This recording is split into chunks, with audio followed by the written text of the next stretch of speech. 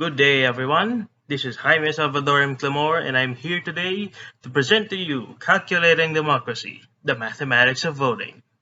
This video is made in partial completion of the requirements of De La Salle University's GEMAT MW. The birth of democracy. The first recorded instance of democracy, or at the very least democratic rule, is from the Greek city of Athens. In Athens, all and only adult men were required to participate, and were fined and marked red if they did not fulfill their duty.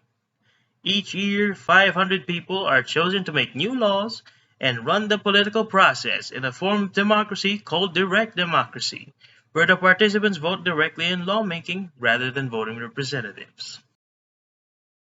Voting during the World Wars. Centuries after the direct democracy of Athens, representative democracies, where people voted representatives to participate for them in the day-to-day process of the government, were the norm. During these times, the most prominent democracies were the US, the United Kingdom, as they were a constitutional monarchy, and the French Republic. A few other democracies include Switzerland, Belgium, New Zealand, and Canada. Notable mathematical contributors. While many people have contributed to the development of democracy, the following contributors will be the most relevant for our discussion.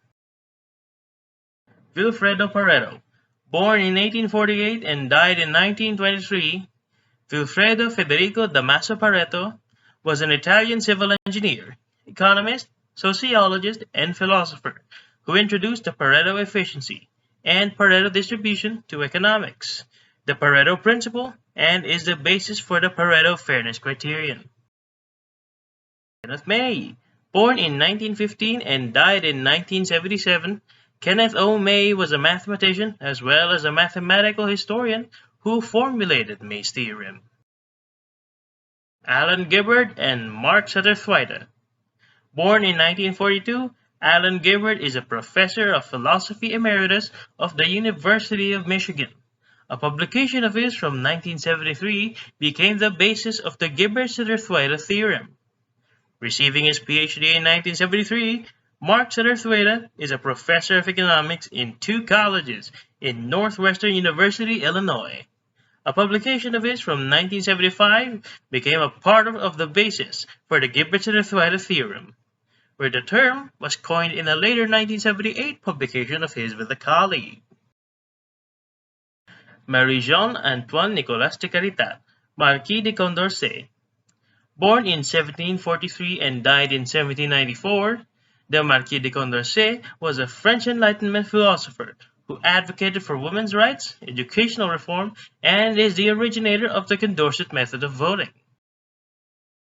Jean-Charles de Borda, born in 1733 and died in 1799, Jean-Charles Chevalier de Borda served in the French military as a navy officer as well as a mathematician and physician. He formulated the Borda count in 1770 when it was used by the French Academy of Sciences for 2 decades until 1801.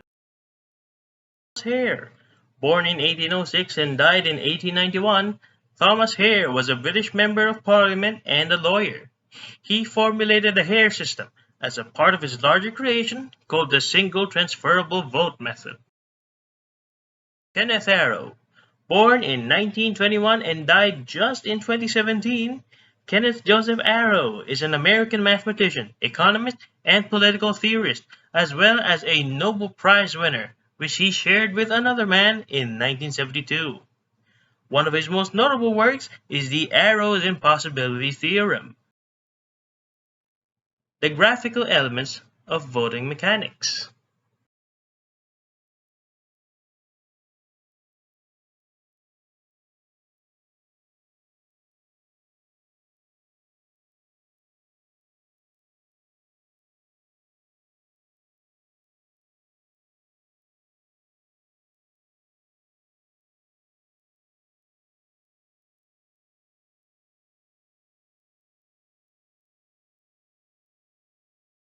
Preferential table.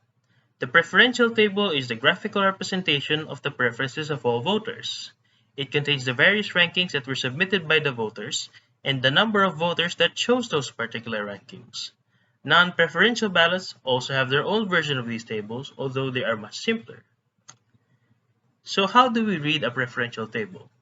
Well, first, we take a look at the order of the candidates. Here in this first ballot, we have A in first place, B in second place, and C in third place. The number on top indicates how many people voted in this way, which means 12 people voted for A in first place, then B in second place, and C in third place. Let's read the second one. A is in second place this time, and B is in first place this time, but C stays in third place.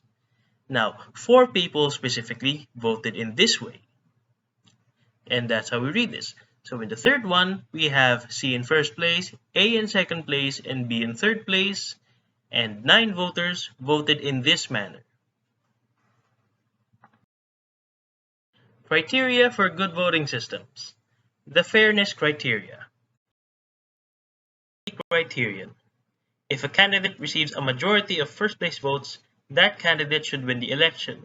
So, before we check the tables, let's remember that we are only looking at the first place for now. In the first table, we have A with 12 votes and with 7 votes. C has 9 votes and B has 4 votes. Considering this, candidate A has received the most first place votes and should therefore win in order to satisfy the criterion. Let's check the second table. The second table has equal number of votes per ballot, and each ballot has each candidate in the first place, which means that each candidate has received equal numbers of first place voters, and therefore we can't decide on a winner. Let's see the third table. The third table is interesting, as not every candidate is present on every ballot, except for B. So let's say we have a hypothetical voting method which doesn't count first place voters, but rather counts the total number of votes regardless of where they are on the preferential ballot. If we have a voting method in this manner, B would be the winner, as B would have 12 votes plus 4 votes plus 9 votes plus 7 votes. Unlike A's 12 plus 4 plus 9, C's 12 plus 9 plus 7, and D's 4 plus 7. If we disregard the rankings and select the most voted candidate to be the winner, candidate B wins, as for our hypothetical voting method, even if candidate A has more first place votes. So if we did have this hypothetical voting method, it would violate the majority criterion. The Condorcet criterion. If a candidate beats every other candidate in a head-to-head majority vote, that candidate should win the election. Now, let's look at our example. For our example, a particular configuration of votes, if candidate 1 has a higher ranking than candidate 2, then those votes are given to candidate 1 and vice versa, meaning that for our comparison, if in a ballot one candidate is higher than the other, then that candidate will receive the ballot's number of votes. Now, let us compare candidate A and candidate B. For candidate A, it is higher than candidate B in the first, the third, and the fourth ballot. So candidate A will receive 12 votes from the first, 9 votes from the third, and 7 votes from the fourth. Notice that for the second ballot, B is higher than A. So B instead receives the 4 votes. And now, for our comparison, the winner is candidate A. Now we compare candidate A and C. We repeat the process and we notice that candidate A is higher than C in the first, second, and fourth ballot. And so he receives 12 plus 4 plus 7 votes, while candidate C is higher in the third ballot, and so they receive 9 votes. Candidate A is once more the winner. Now we compare candidate B and candidate C.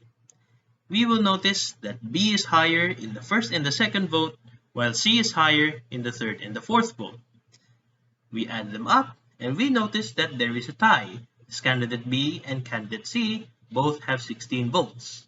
Now, we know that A has won twice in this, and so, as candidate A has beaten both candidate B and candidate C, candidate A is declared the winner. We call this winner of the particular criterion as the Condorcet winner. The independence of irrelevant alternatives criterion. If a re-election is held with the same ballots and non-winning candidates are removed, the previous winner should still win. Let's take a look at our example. In our example, we have a list of the number of votes that each candidate has received. Let's look at a non-example. For a particular configuration of votes, if candidate 1 has a higher ranking than candidate 2, then those votes are given to candidate 1 and vice versa for our election method. We compare each candidate in pairs by order of A, B, C, and D. The winner of the prior election competes with the next candidate. So let us compare. We begin with candidate A against candidate B. Candidate A receives 10 plus 0 plus 0 plus 5 votes as candidate A is higher than B in the first and the fourth vote. And candidate B is higher than A in the second and the third ballot. Calculating this, we find that candidate A is the winner. For our second matchup, candidate A has 7 plus 5 votes and candidate C has 10 plus 3 votes. And so we declare candidate C the winner.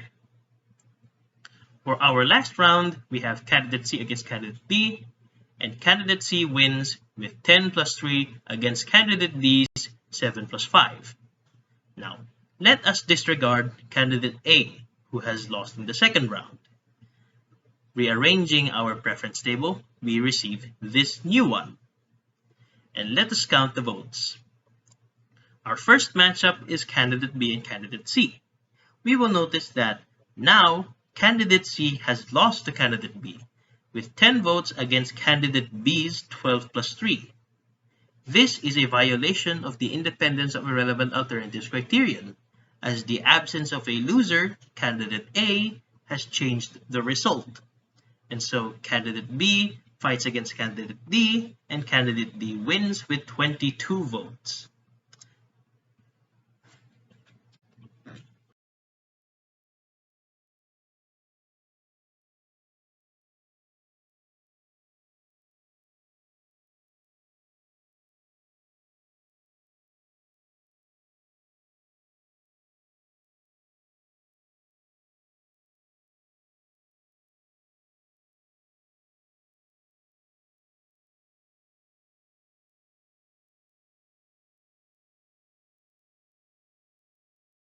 Monotonicity criterion. It should be impossible for a winning candidate to lose in a re-election if the only changes in the votes are changes that were favorable to that candidate. Now, let's observe this voting preference table with a new voting method. We will eliminate the lowest scoring candidate with the least amount of first place votes. Now, for our first round, we will eliminate candidate B as he has the least number of first place votes, as he only has 8, compared with A's 4 plus 7 equals 11 and C's 10. Now, we have this new voting preference table which only consists of A and C. Combining alike ballots, we have 11 votes for A and 18 votes for C, which means that C wins. We will set this as our basis. Let's check our second table. Let's assume that a re-election is held, and we also assume that these 4 ballots, the fourth preference has been changed from ACB to CAB, which means that they are now identical with the third ballot, and we will combine them. Looking at this, we see that now A is the loser, and so we eliminate A. We have our second round of voting, and then we will see that despite the fact that C received more votes, as compared to 10, it now has 14, B wins instead. This is a violation of the monotonicity criterion, as C received more votes, 4 to be particular, but B wins instead. Let's look at a positive example. We have here another array election. Let's assume that instead of the 4 ballots, the 8 ballots change, changing the ranking of C to first place and B to second place.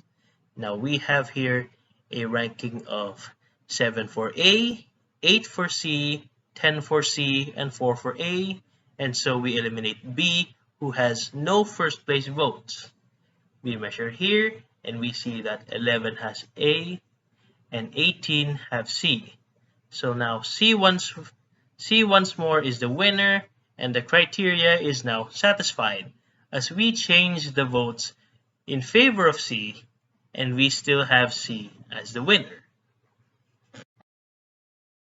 The Pareto criterion. There's at least one candidate, say candidate A, that every voter prefers to another candidate, say candidate B, then it should be possible for candidate B to win the election. So if there is one candidate that everyone dislikes more than another, the disliked candidate should not win. Let's check this voter preference table. If we consider only first place votes, candidate A wins. As candidate A has 12 votes, candidate D has 9 votes, and candidate C has 7 votes. Now that's not important. Let's check the rankings. We will notice that for every voter preference, A is always higher than B. So for any voting method, in order to have the Pareto criterion satisfied, candidate B should never win, as candidate A is always above it. It is possible for candidate C and candidate D to win, but not candidate B. Unanimity. If every individual prefers a certain option to another, then so must the resulting social choice. As we will observe, this is rather similar to the Pareto condition. Equality of voters, or anonymity. The voter has no special influence, only the ballot counts. If voters exchange ballots, the results of the election should be the same. Now we have here this voter preference table. Let's assume that the third ballot consists of special voters. These 9 votes are far more important, and the votes are counted thrice. As the 9 votes have triple the influence of the others, candidate C is declared the winner, as there is considered to be 27 votes, even though there were only 9 voters originally. Candidate C is declared the winner through the choice of voters more powerful than others, violating the criterion. So, if we have 12 votes here, that should only be 12 votes, and 4 votes should only count as 4 votes, and 7 votes should only count as 7 votes. In our non-example, these 9 voters have triple the power, which means they count as though there were 27 voters. This is a violation of the equality of voters. Non-dictatorship. The social choice function should not simply follow the preference order of a single individual while ignoring all the others. So the non-dictatorship is an absolute for democracy, as like in our previous example, one voter should not be standing above all the others. Now, unlike our previous condition, we will only have one voter, which we will call a dictator, which basically means that there is no democracy, as there is only one person who decides who to rule. The equality of candidates, the reversal symmetry criterion. No candidate has more privilege than any other. In the case of 2 candidates, if every voter reverses his or her vote, the election result will be reversed as well. So we have here 2 voter preferences tables. Now, if we reverse the preferences, meaning that for the first preference, B is now above A, and for the second preference, A is now above B, the winner should now be letter B. As in the first one, we have letter A as the winner. The equality of candidates are conserved, as the voters of the first election are switched when the ballots are also switched, with A winning the first election and B winning the reversed election. This indicates that all candidates are under the same requirements to win, meaning that A is not preferred over B unfairly, and B is not preferred over A unfairly. Criteria for good voting systems. Our other criteria. Participation criterion. In the event of a loss of a particular candidate, say candidate A, the removal of a ballot that refers candidate A to another candidate, say candidate B, should not cause A to win. Let's take a look at our example. In our first preferential table, we have 12 votes for the first preference, 4 votes for the second preference, and the third has 9 votes. Candidate B has the least number of first place votes, and we therefore eliminate B. We count the remaining votes, and candidate A wins by majority. Now, let's remove 3 votes from the second ballot, which prefers candidate B. We can see here that candidate B now only has 1 first place votes, and so it is eliminated again. Candidate B has the least number of first place votes and therefore is eliminated. Removing votes that benefited candidate B did not give the candidate a better chance of winning under the stated majority rules. The criterion is therefore satisfied. In simple terms, the participation criterion states this: the best way for your candidate to win should not be you choosing not to vote, which means that if you choose not to vote, your candidate should not have a better chance of winning. Woodall's resolvability criterion. As the number of voters increase, the chances of a result with a tie tends to 0. Tiedemann's resolvability criterion. There should always be a way for one additional vote to break a tie or make a winner unique. Now let's take a look at our first example. We will see in our preference table that each candidate has received 8 votes. If we will count only the sheer number of votes, we can add 1 vote to candidate A and break the tie. And now A is the winner and the resolvability criterion is fulfilled.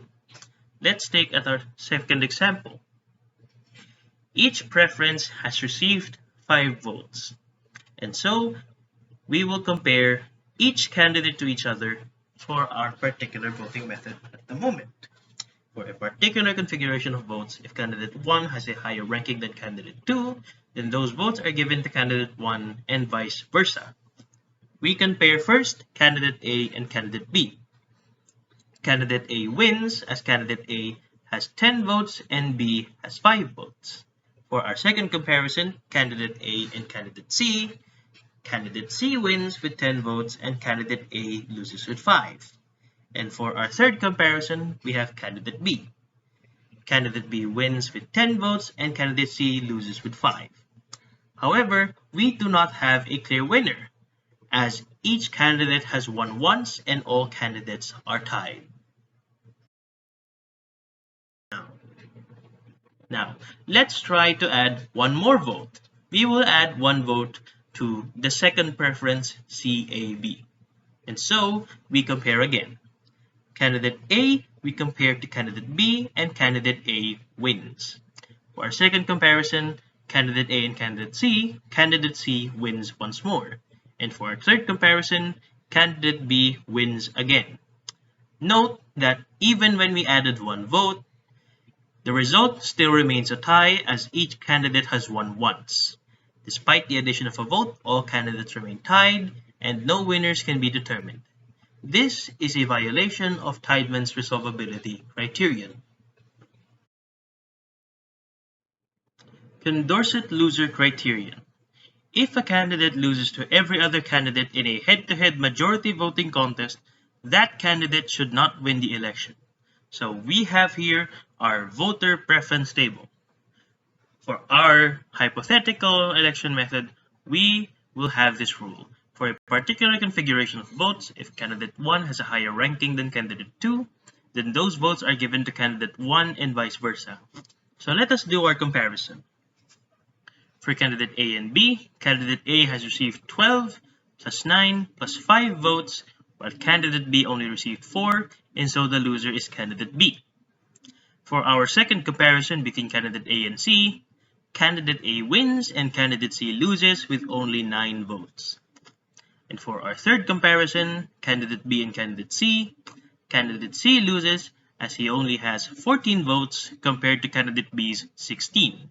Now, as candidate C has lost against candidate A and candidate B, candidate C must not be able to win the election, and he is now called the Condorcet loser. Independence of clones criterion. If a candidate is present which is fundamentally similar to another candidate called a clone, the removal of such a candidate should not affect the chances of any other candidate, nor change the winner of the election. And our other criteria, or our political criteria, is that citizens should be able to register to vote. Voters have access to reliable information. Citizens can run for office free from intimidation. All voters have access to a polling place or another method of voting. Voters can vote free from intimidation. Voting is free from fraud. Ballots are counted accurately and the correct results are announced, and the result of the election is respected. We will now discuss the main portion of the video, the textbook voting systems.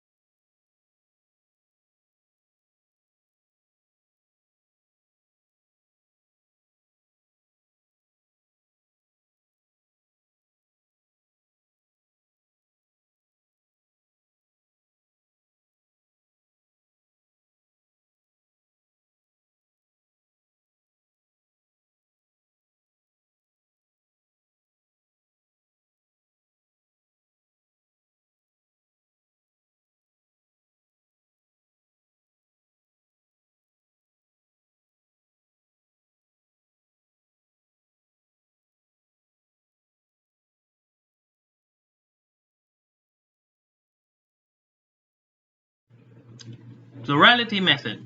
The candidate with the most number of first place voters is the winner, regardless of whether they have 50% of the votes. Now, let's take a look at our first example. In this preferential table, candidate A has received 12 plus 7 votes, candidate B has received 4 votes, and candidate C has received 9 votes. Now, we will only count the fact that one of the candidates has the most number of votes regardless of whether they have achieved 50%. Measuring that, candidate A wins by a clear majority with 19 votes. Let's take a look at our second example.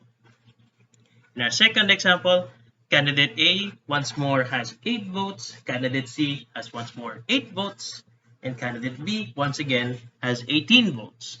Now, the reason why candidate B wins again is that candidate B has 18 votes, which is more than candidate A and candidate C. Now, due to the design of the plurality method, it is possible to have a winner who has not received a majority of the votes, violating the majority criterion. So unlike with the majority method, we can have a winner even without a majority. However, this means that it is possible that a majority of the voters will be forced to have a leader or will be forced to tolerate a candidate which they did not vote for.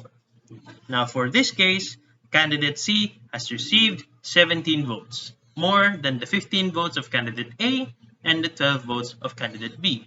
We will therefore declare candidate C the winner, even if they only have a minority of the votes. Condorcet voting method. The candidate wins if they win against every other candidate in a one-on-one majority rules election.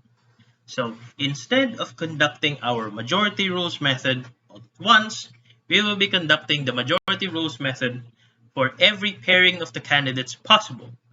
Now, a ballot is considered to be preferring one candidate over another if it ranks that particular candidate higher than the other candidate, and a ballot is counted toward its preferred candidate for the purposes of the Condorcet method.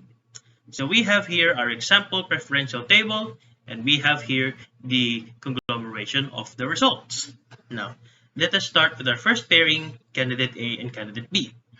It's clear that candidate A has won, as they have received 12 votes, 9 votes, and 7 votes, as in the first preference, the third preference, and the fourth preference, candidate A is higher than candidate B, which means that for the first, the third, and the fourth, they would prefer candidate A over candidate B. We will therefore award their votes to candidate A, while only the second one prefers candidate B over candidate A, so the 4 votes will be awarded to candidate B. We will apply the same rules to the next pairing, candidate A and candidate C. Following these rules, we then have candidate A with 12 votes plus 4 votes plus 7 votes, while candidate C receives only 9 and A is once more the clear winner. For our last pairing, we have candidate B and candidate C. Candidate B has received 12 plus 4 votes, and candidate C has received 9 plus 7 votes. As both have 16 votes, we will declare a tie. Now, as candidate A has beaten both candidate B and candidate C, candidate A is declared the winner, and we may call them the Condorcet winner. Now, one peculiarity arises with the Condorcet method. If a situation such as this arises, it is possible for no winner to emerge from the Condorcet method. Now, this method is called the Condorcet voting paradox. Let's take a look at the example. In our preferential table, we have these respective preferences. 5 votes for the first, 6 votes for the second, and 5 for the third. Now, we sum up the results, and this is what we receive. Candidate A against candidate B, our clear winner is candidate A. For our pairing candidate A and candidate C, the winner is candidate C. And for the pairing candidate B, candidate C, the winner is candidate B. All candidates are hereby tied, as all of them have won once. There is no clear winner, and therefore there is no overall winner for the election. The board account method. The candidate with the most number of points is the winner. The points are delegated to each candidate through a ranking system, with each ranking corresponding to a certain number of points, the respective candidate in that ranking for each ballot. The scoring per rank is as follows. If there are n number of candidates, then the first rank is worth n minus 1 points. The second rank is worth n minus 2 points. The third rank is worth n minus 3 points. And the nth rank, or the last rank, will be worth n minus n points, or 0 points. Now, let's take a look at our example. In our preference here, we will translate these votes into scores. Now, for everyone in first place, each vote will count as 2 points. So A receives 24, B receives 8, C receives 18, and A receives 14. And for the second place, as there are only 3 candidates and we will follow n minus 2, each point is therefore worth only 1 point. B receives 12 points, A receives 4 points, A receives 9 points, C receives 7 points. And as there are only 3 candidates, the third place is worth no points. Now, we tally up all of the points that we have received in this table into this new table. and we count them all. A has received 24 plus 4 plus 9 plus 14 votes for a total of 51 points.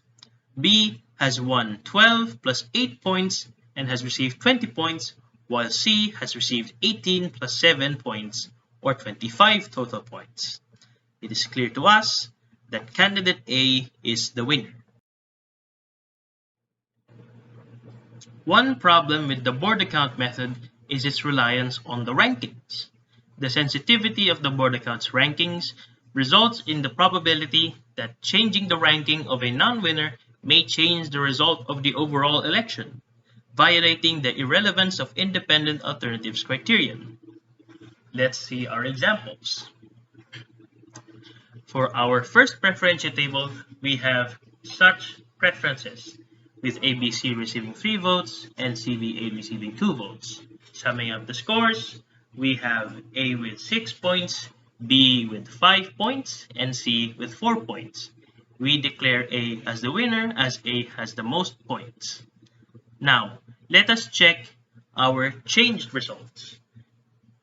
Notice that the change in this preference is that C has been switched with B.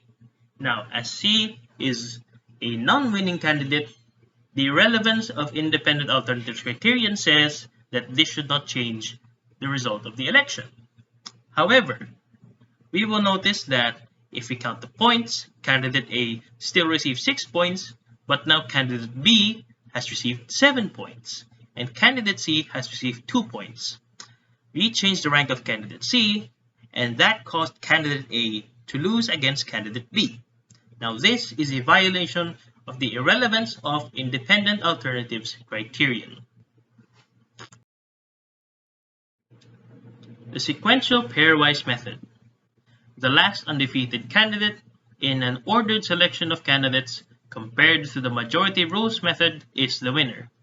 Now, despite its similarity with the Condorcet method, this one is rather arbitrary, as rather than comparing every candidate to each other, we will have something that is called an agenda.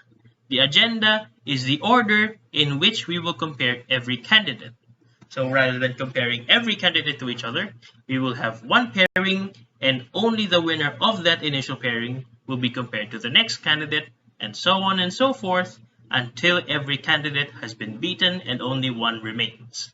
Now, let us check our preference table. We will see that we have 4 candidates, A, B, C, and D, and we will translate this preference table into a summation of the results. Now, we have an additional rule. The agenda, or order of comparison of the candidates, is A, B, C, and D, meaning that the winner of the first pairing, A and B, will be compared with C, and the winning of the pairing A and C will be compared with D. Now let us begin. Our first pairing, A and B, results in the win of A, as A has received 12 plus 9 plus 7 votes, as it is higher than B in the respective ballots. Therefore, A will move on and be compared with candidate C. A once more wins, as A receives 12 plus 4 plus 7 votes, for in those respective ballots they are higher than C, while C only receives 9. As A has won again, we will now compare last A and D. A wins once more, as D only has 4 plus 7 votes compared to A's 12 plus 9. As A has won every pairing, candidate A is therefore the winner. As the agenda is predetermined, it is possible to set the order of candidate comparison in such a way that a candidate that is unanimously less preferred may win against a candidate that is unanimously more preferred. This causes the sequential pairwise method to violate the Pareto criterion. Now, let us check our preference table. We will tabulate the results into this results. Now, we will have the agenda of A, B, C, and D. Let us now compare candidate A versus candidate B. We notice here that our winner is candidate A, which means candidate B has lost. we will take note of that later. Candidate A, we will now compare with candidate C, and candidate C wins. Now, as the winner is candidate C, they will be compared with candidate D. As candidate D has more votes, candidate D wins. Now, notice that in our preferential table, candidate D, who has won, is right below candidate B consistently. Candidate B lost the initial pairing and therefore cannot be the winner. However, that is a violation of the Pareto criterion. Candidate B is consistently on top of candidate D, which means he is always preferred to candidate D. However, D has won. Despite candidate B's consistent ranking above candidate D somehow managed to win and candidate B somehow managed to lose. This is a violation of the Pareto criterion. The Hare system. The candidate who remains after the removal of every other candidate, where the removed candidate for every round of tallying is the candidate with the current lowest votes overall, is the winner. Now, let's take this one by one. We will start with our preference table. We will look at the first place and we will notice that A has 12 votes, B has 4 votes, C has 9 votes, and D has 7 votes. Now we will notice that B is the one with the least number of first place votes. Given this, our rule is to eliminate the lowest scoring candidate. As that is B, we will eliminate B from the future voting preferences. Now, for our second table, we have eliminated candidate B, and we will once more measure all of the votes. We will notice that candidate A has 12 votes still, candidate C has 9 votes still, but candidate D has gained the previous first place votes of candidate B. Now, candidate D has 7 plus 4 votes. Candidate C has the least number of first place votes with 9, and we eliminate candidate C from the future election. Now, for our last pairing, we will now measure candidate A against candidate D. Candidate A has received 12 votes plus the 9 votes of candidate C, while D still has 7 votes plus the 4 votes of candidate B. With candidate D having the least number of first place votes, 7 plus 4 equals 11, candidate A is the winner with 21 votes. The elimination of candidates in the Hare system allows less preferred candidates to gain the votes of more preferred candidates, should the higher preferences be eliminated. This allows changes that seem advantageous to a winning candidate to cause that candidate to lose instead. This is a violation of the monotonicity criterion. Let's check our preferences. Candidate B has the least number of first place votes in this preferential table with 8 votes. Candidate B is therefore eliminated. Now, we check here. Candidate A has the least number of votes with 11, and candidate C is our winner. Now, let us check our changed voting preferences. With our changed voting preferences, where candidate C has been raised to first place for the 4 votes, we will see that candidate A now has the least number of first place votes and is eliminated. Now, notice that in our second preference table, candidate C now has the least number of first place votes, leading to a win from candidate B, as compared to the first win of candidate C with 18 votes, despite the fact that candidate C moved up a rank to first place for 4 votes, meaning that candidate C gained 4 more votes. Despite this, candidate C has lost against candidate B, and this is a violation of the monotonicity criterion, as candidate C raising up the ranks has caused it to lose. Approval voting.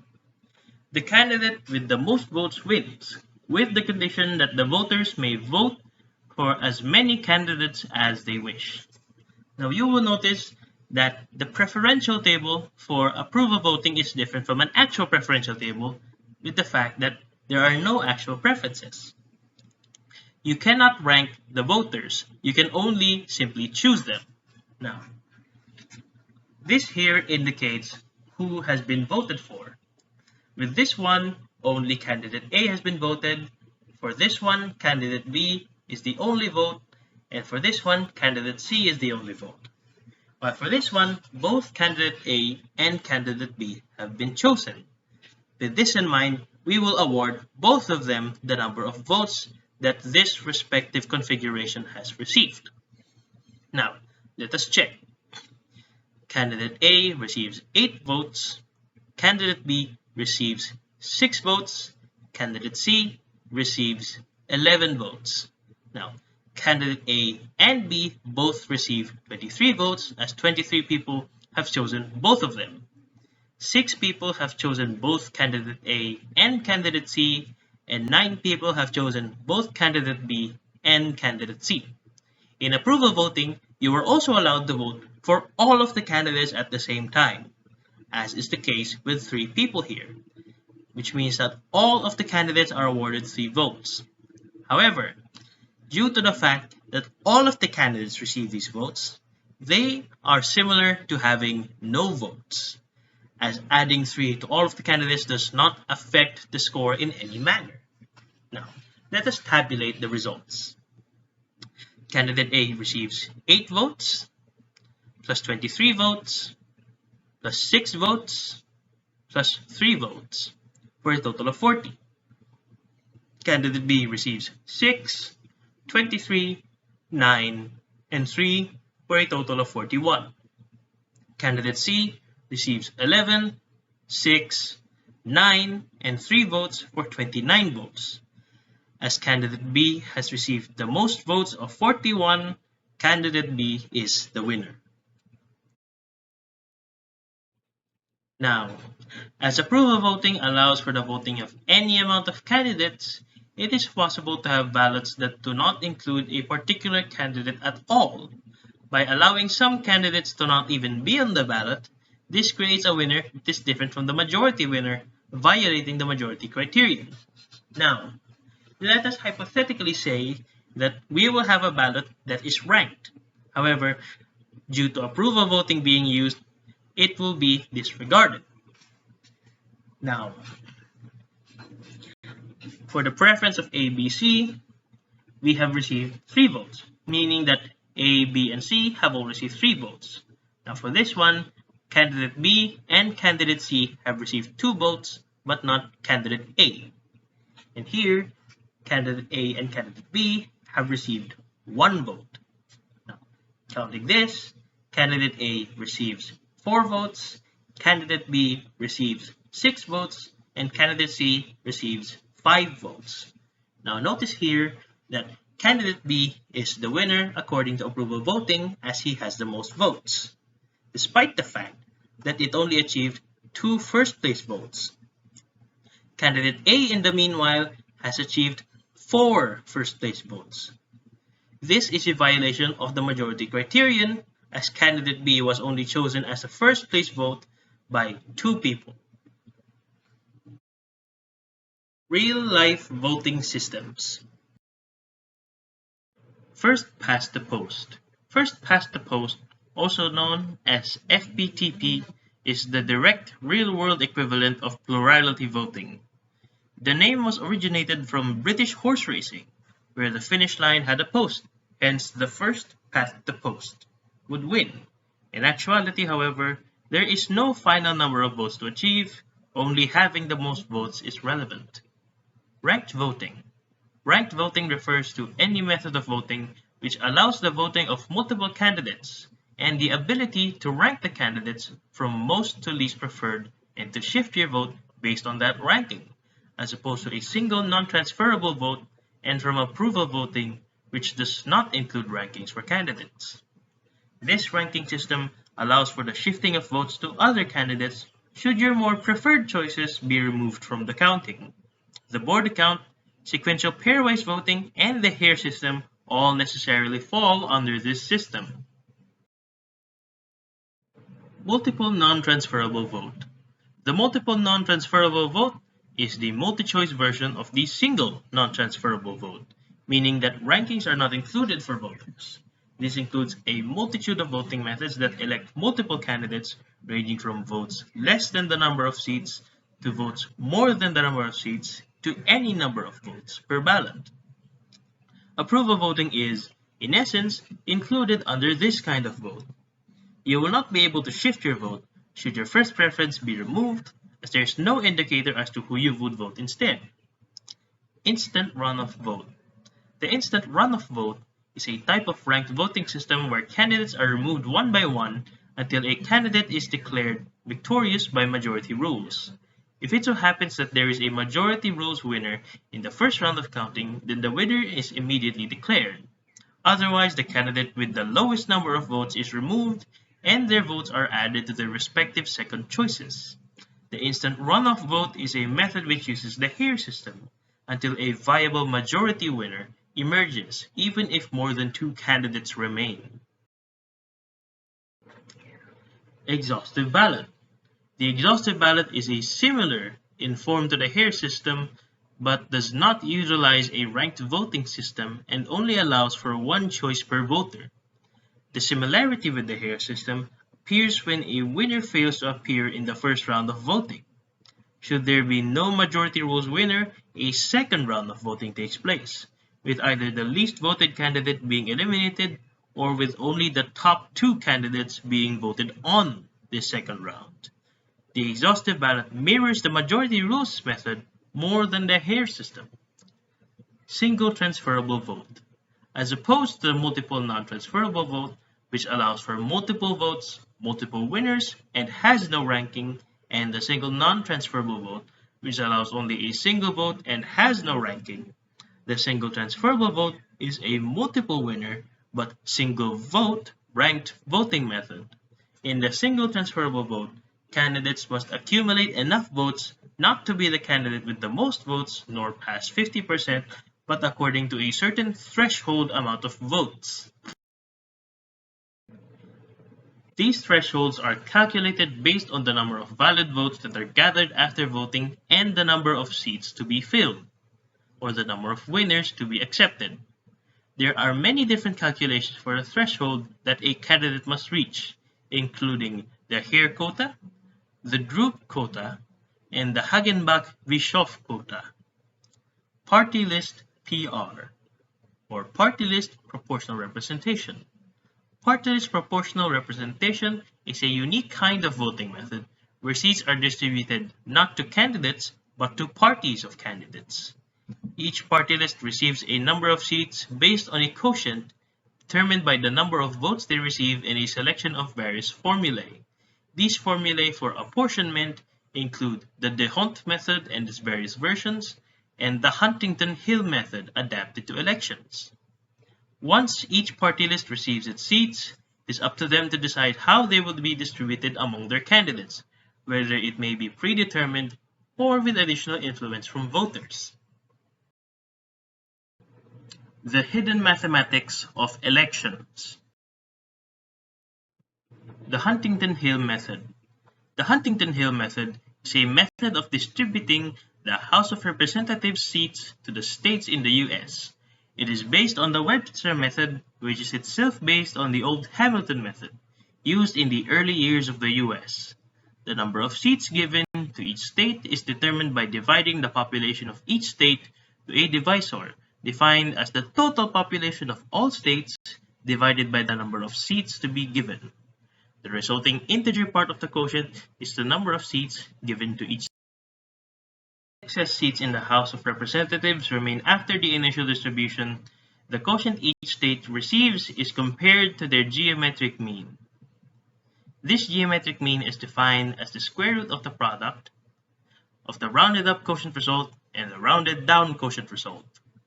If the state's quotient is greater than its respective geometric mean, then that particular state will receive an extra seat.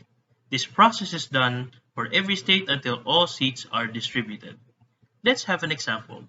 Here we have three example states, A land, B NIA, and Minnesota, with their respective state populations, and a total population of 237,803, and we will be distributing 30 seats. Now, in order to get the number of seats that each state will give, we will need to find the divisor.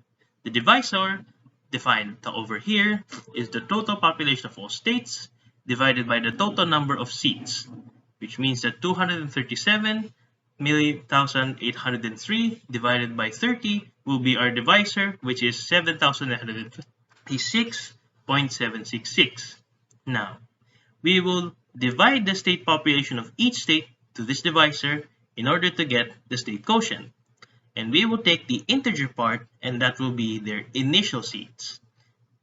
A-Land has received 8.17, and so they will gain 8 seats. Binia has received 11.756, and they will gain 11. And Sinnesota has received 10.074 and will receive 10 seats. Now, notice that adding all of this up, it's only 29 seats, which means we have one more seat available. Now, to solve this, we will find the geometric mean. The geometric mean is the square root of the lower quotient and the upper quotient. Now, the lower quotient is the rounded down of the state quotient, which means that lower quotient of this one is 8, for this one it is 11, and for this one it is 10, multiplied with the upper quotient. For this one it is 9, for this one it is 12, and for Sinnesota it is 11. Now, if this geometric mean is lower than the state quotient, or the state quotient is higher than the geometric mean, then that state will receive the extra seat. Now, let's see here. Out of all the states, only Binia with 11.756 exceeds their geometric mean of 11.489, and so they will be given the extra seat, giving us a total of 30 complete seats distributed to each state. A-Land receives 8 seats, Binia receives 11 plus 1 or 12 seats, and Sinnesota receives 10 seats. The D'Hondt method. The D'Hondt method, like the Huntington Hill method, is a method of distributing the seats of legislative bodies to multiple candidates. Unlike the Huntington Hill, however, the D'Hondt method does not distribute the seats immediately, but rather the method distributes seats one at a time according to a calculated quotient. This quotient is defined as the number of votes received, all divided by the number of currently held seats plus 1 for every party or candidate. Once the quotient is calculated for every party, with each party starting with 0 seats, the party with the highest quotient receives the first seat, and their quotient is recalculated. After recalculating, the highest quotient party receives the next seat, and their quotient is recalculated, and so on and so forth until all seats have been distributed. Let's take a look at our examples. We have two candidates. Candidate 1 with 6,537 votes and candidate 2 with 3,226 votes. In order to begin distributing the 7 seats that we have, we must find the quotient of each candidate. We define that as the votes they received divided by the seats they received plus 1, which means that candidate 1 has a quotient of 6,537 and candidate 2 has a quotient of 3,226 for the first seat. As candidate 1 is higher, we award them the first seat. In the second seat, they will now be calculated with 1 seat, which means their quotient, their votes, is now divided by 2, and their quotient is halved. However, in the second round, candidate 1 remains the higher quotient, and therefore they receive the second seat. In the third round, candidate 2 finally surpasses the quotient of candidate 1, and so they receive their first seat. On and on, this process will continue until we distribute all of the seats. In the end, candidate 1 receives 5 seats, and candidate 2 receives 2 seats. The Hare quota. The Hare quota is a formula used to determine the minimum number of votes that each candidate requires to be elected. The formula was created by Thomas Hare to be used in conjunction with the Hare system when used for voting systems that have more than one winner. The Hare quota is defined as the total number of valid votes divided by the total number of winners to be determined, or seats. Let's look at our example. In our hypothetical election, we have 71,479 valid votes, and we will be awarding 10 seats. In order to determine how many votes each candidate requires in order to have a seat for our particular voting method, we will need to calculate the quota. As defined by the Hare quota, it is the total valid votes divided by the total seats that we have to give. Seeing as we have 71,479 votes and 10 seats, each candidate must receive 7,147.9 votes, or we can say safely 7,148 votes, in order to receive a seat. The Droop quota. The Droop quota is an alternative to the Hare quota for deciding the minimum number of votes that a candidate needs to be elected. It was formulated by Henry Richmond Droop and is currently the single most widely used quota for the single transferable vote. The Droop quota is defined as the integer portion of the total number of votes divided by the number of seats plus 1, all plus 1. We have here our same example, and we will use the Droop quota instead. As we see here, the formula is the integer portion of the total valid votes divided by the total seats to give plus 1, and all of that we will add 1. And so we calculate with 71,479 as our total valid votes and 10 seats to distribute. We will divide 71,479 by 11. And so we receive 6,498.09. As we will be taking only the integer part, we will end up with 6,498. We add 1, and so we will receive our final quota that each candidate must receive as 6,499. The Hagenbach-Bischoff quota. The Hagenbach-Bischoff formula is an alternative to the Droop quota formulated by the Swiss mathematician Eduard Hagenbach-Bischoff. It is formulated as the total number of votes, all divided by the total number of seats plus 1. The quota is used to determine the election threshold in some proportional representation systems. Unlike in the Droop quota, it is possible in the Hagenbach-Bischoff quota to have more elected candidates than seats, but it is impossible for this quota to have candidates with a majority of the votes but only a minority of the available seats. Having our same example as before, we will calculate it with the Hagenbach-Bischoff quota of the total valid votes divided by the total seats to give plus 1. Receiving this, we will calculate and we will have the final quota of 6,498.09 votes for each candidate to receive a seat. The limits of voting. Due to the conflicts between mathematics and our own perceptions of fairness, it is inevitable that some mathematical voting methods are going to fail our own self-made fairness criterion. Here are some theorems which explain some of them. May's theorem. For an election with two candidates, a simple majority rules election is the only voting method that maintains anonymity, meaning equality of voters, neutrality, meaning equality of candidates, and monotonicity. The theorem applies further when there is an odd number of voters and ties are not allowed. Gibbard-Sutter-Thwaites theorem and strategic voting. A voting method is not resistant to tactical or strategic voting if an insincere choice may result in the actually desired outcome for a voter as opposed to a sincere choice. The theorem does not apply when there are only two candidates or if the voters are unequal and a more powerful voter exists. Arrow's impossibility theorem and the limits of voting methods. There is no voting method that will satisfy a reasonable set of fairness criteria when there are two or more candidates and more than one voter. The theorem states that these conditions in particular cannot all be satisfied at the same time, non-dictatorship, Pareto condition, independence of irrelevant alternatives, unrestricted domain, and social ordering. Voting in elections around the world. Majority voting and plurality voting. Shown in green, the ease of conducting elections via plurality and majority, combined with the nature of such elections, which allows candidates to win with either slim majorities or even a minority of votes, make it a favorite of candidates rather than voters. Hair system analogues in real life.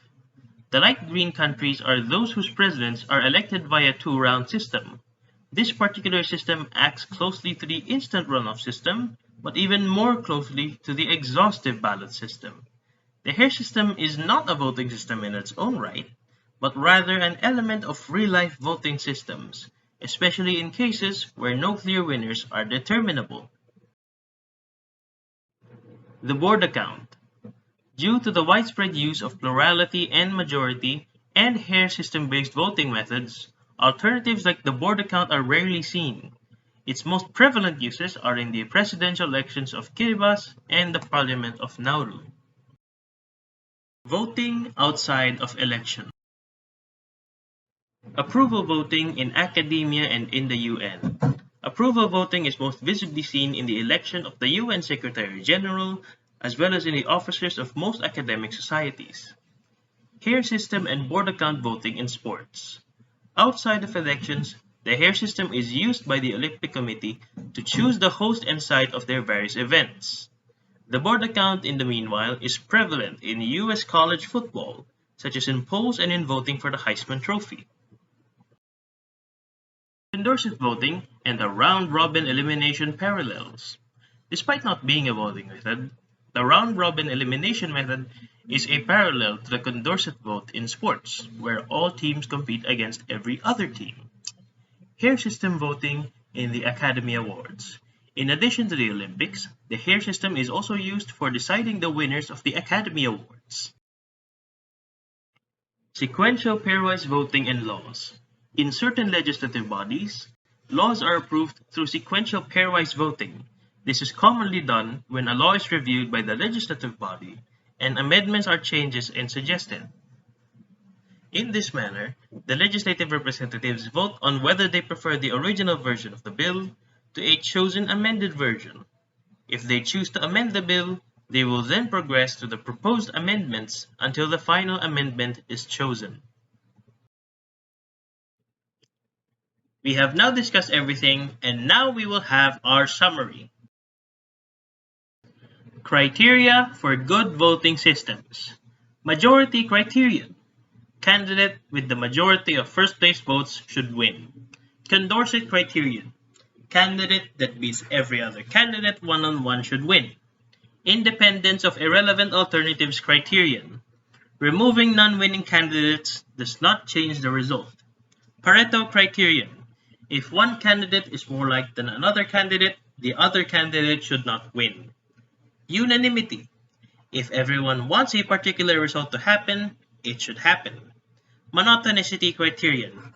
If changes beneficial to the previous winner is made, then the previous winner should still win. Equality of voters. No ballot from a particular voter should be more influential than any other. Equality of candidates or the reversal symmetry criterion. No candidate should have an advantage, and switching votes should yield opposite the initial result. Non-dictatorship. No single voter decides the winner.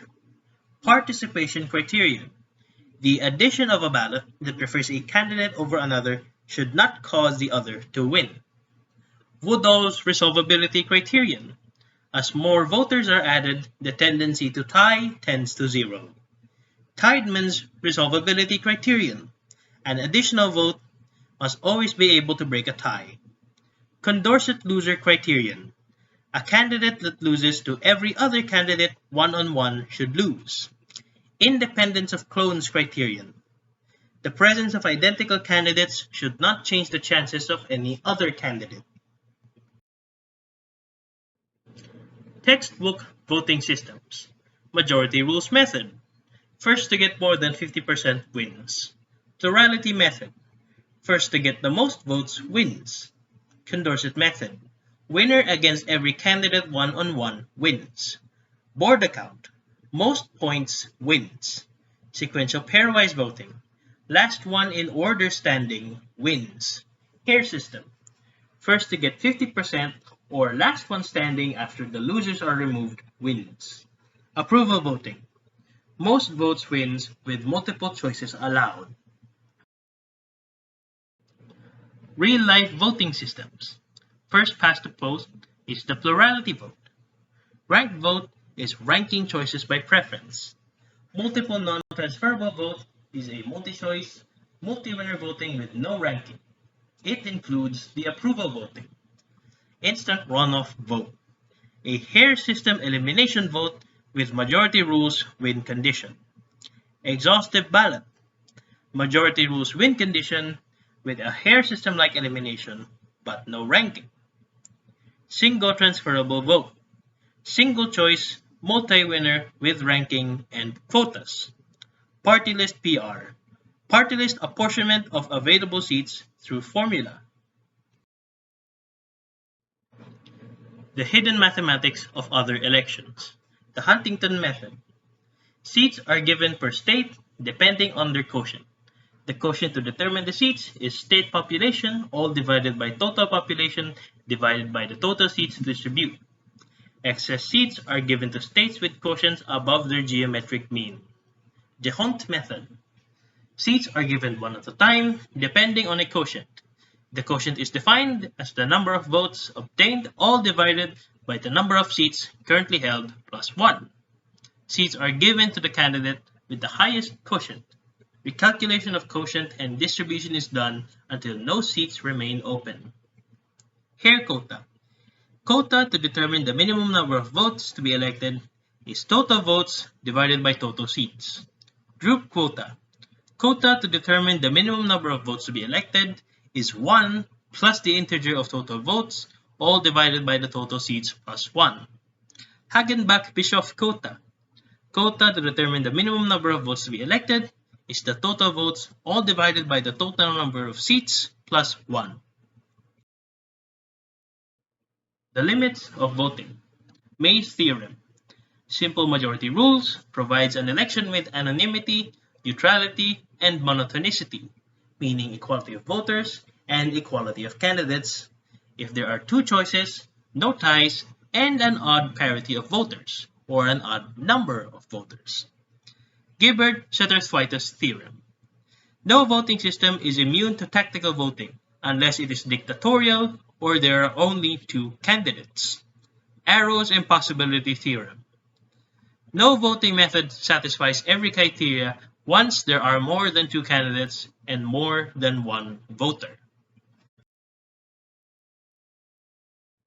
That is all. Have a great day, and thank you for listening.